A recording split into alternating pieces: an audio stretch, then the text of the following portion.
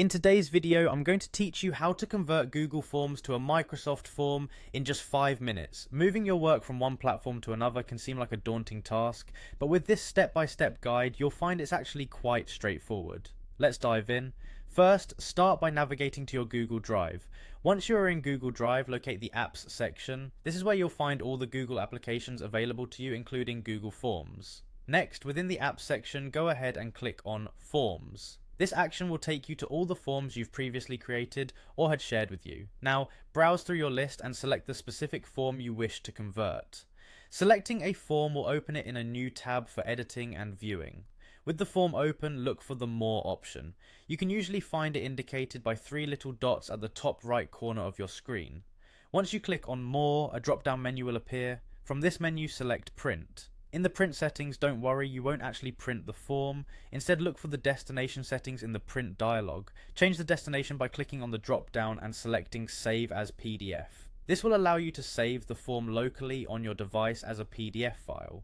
Finally, click Save and choose a location on your device where you'd like this PDF to be stored. Make sure you remember where you saved it because you'll need this file for the next steps.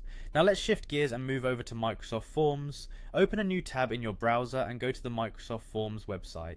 Once there, look for a feature called Quick Import. This feature is incredibly handy as it will allow you to bring in forms from other sources without much hassle. Select Quick Import and you'll see an option labeled Upload from this device. Click on it and a file browser window will open. Navigate to where you saved your PDF file, select it and click Open. Your PDF file is now being imported into Microsoft Forms. After a short processing period, you will receive a prompt to start review.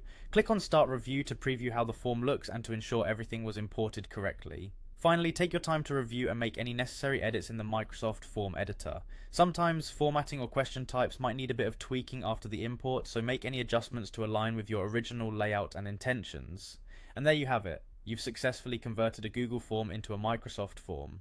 This process is perfect for those who are transitioning between platforms or are required to use both for different purposes. By following these steps, you can save time and avoid manually recreating your forms from scratch. Thank you for watching and I hope you found this tutorial helpful.